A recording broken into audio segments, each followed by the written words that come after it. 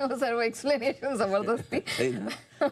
जब बिगुल बजा था नेहा जी ठाके भागे, ये तो क्या है, आप स्क्रीन पे देख रहे हैं इसलिए थोड़ा सा उन्होंने मुस्कुराना कम किया है, मतलब कंट्रोल कर रही हैं, बाकी उस समय तो हम्प सुन के ही मतलब एकदम। नहीं, बट जोक्स अपार्ट, ये मेरे लिए समझना इसलिए जरूरी था क्योंकि आपने वो लेवल जो 985 का वो जो एनालिसिस निकाली थी और जो 2 दिन में घोट के पिला दी थी, मेरे दिमाग में वही चल रहा था कि एचडीएफसी बैंक ही है, अगर ऊपर जाएगा तो ऊपर। और एचडीएफसी बैंक ने कोशिश भी की, देखो 985 से 1.5% की तेजी तो दे दी हमने, क्या कहा 3 से 4 दिन में 2.5 से 4.5 2.5 से 5% बढ़ता है।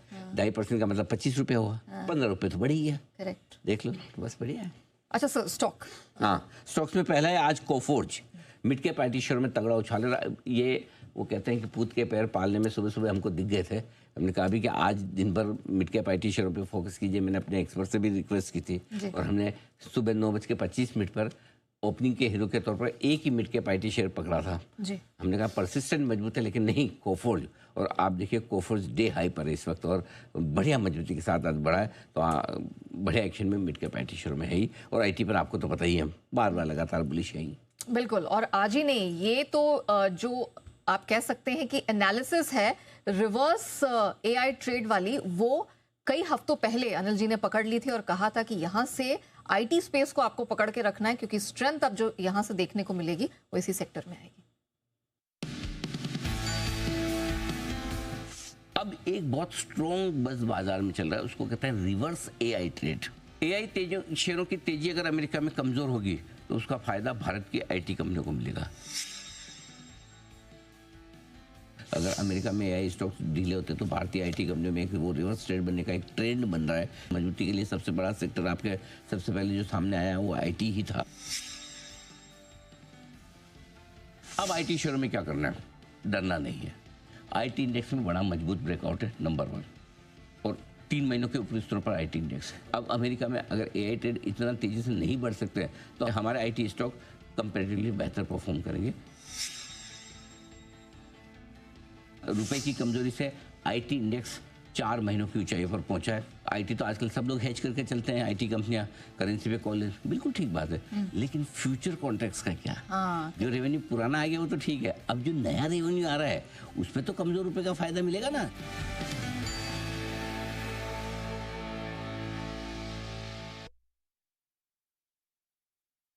ये कोफोर्ज तो वन ऑफ द केसेस है, बट पूरे आईटी इंडेक्स में अच्छी खासी स्ट्रेंथ है और वजह आपको समझ में आ गई। अच्छा सर, दूसरा स्टॉक कैंस टेक्नोलॉजी, एक आज इस शेयर में भी लगातार आप देख ही रहे तेज गिरावट है। एनालिस्ट कॉल जब से हुआ तब से हमने प्रॉफिट बुकिंग की राय भी दी थी। आज सुबह भी हमने ओपनिंग के जीरो के तौर पर इसको लिया था, हमने कहा भी तब तो 3% नीचे था, आज तो और ज़्यादा नीचे हो गया, 51.75 था बिल्कुल, और वहाँ से और नीचे आया। हमारा बहुत क्लियर है कि ये इन शेयरों में तेज गिरावट का माहौल है, पूरा सेक्टर ही। हमने 2 सेक्टर के लिए कहा था, एक ये ईएमएस वाला और दूसरा सोलर वाला, वहाँ थोड़ा सावधान रहो। और आप देख लीजिए गिरावट है ही, 15% तो गिर गया, मतलब ले ले, ठीक है। कौन सा आज तो 6 गिरा है। अरे आज लेकिन 26 पहले से तो 15%। अच्छा, वहाँ से जिस दिन एनालिस्ट कॉल हुई थी मेरे ख्याल से कौन सी डेट थी? 26 नवंबर। 26 नवंबर से नहीं, ये स्पेस में अभी लेना ही नहीं है, ये सब 80 80 90 70 के मल्टीपल वाले स्टॉक नहीं जमते हैं अभी। और क्या है इनमें वो है ना, मज़ा नहीं आ रहा एक्चुअली। इसमें एक काम कर सकते हैं, अगर रिकवरी आए तो आप पोजीशन हल्की कर सकते हैं, फिलहाल लेने का मूड नहीं है बिल्कुल। मैं ये नहीं कह रहा हूँ कि आप अब इसी भाव में 6000 वाला 5000 हो गया तो बेच के निकल जाएं। अब वो बेचने के लिए आप रिकवरी का इंतजार करें, लेकिन लेके नहीं मज़ा नहीं है। आपके पास दूसरे ऑप्शन बहुत है ना पैसा बनाने के लिए, इसको छोड़ दीजिए। ये आपके लिए एक तरह से आप कह सकते हैं वार्निंग बेल 2 है। जितने लोगों ने 26 नवंबर को इसको ध्यान से नहीं सुना, अब उनके लिए मौका है। अभी भी आप जल्दबाजी मत करिए खरीदारी की, क्योंकि खरीदारी करने से प्रॉफिट होगा, लेकिन आपको मुनाफा वसूली करके आपके प्रॉफिट को बचाना भी हमारी जिम्मेदारी है, और यही काम किया। और इसी कारण से आप देखिए कि किस तरह का करेक्शन यहाँ देखने को मिला। जिन लोगों ने एडवाइस मानी है वो समझेंगे इसका महत्व।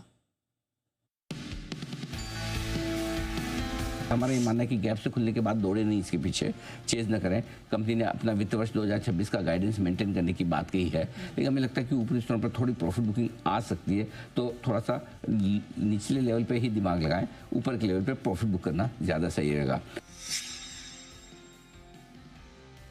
बोल्ड कॉल था हमारा, कॉन्ट्रा कॉल था कि हम खरीदेंगे नहीं बल्कि ऊपर में प्रॉफिट बुक करेंगे, और ये होता हुआ दिखाया। आप देख लीजिए कल के मजबूत बाजार में भी जहां खुला वहीं से नीचे आया,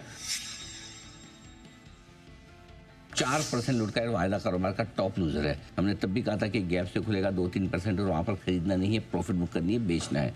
हम हमेशा मजबूत बाजार में सिर्फ ब्रोकरेज रिपोर्ट देख के ऐसा नहीं कि बाय सेल दे दें, अपना भी दिमाग लगाते हैं और उसका फायदा आपको जरूर हुआ होगा। भी आपके लिए क्लियर कट है, उछाल में आपको पोजीशन हल्की करनी चाहिए और बेचने के बारे में सोचना चाहिए बजाय लेने के बारे में।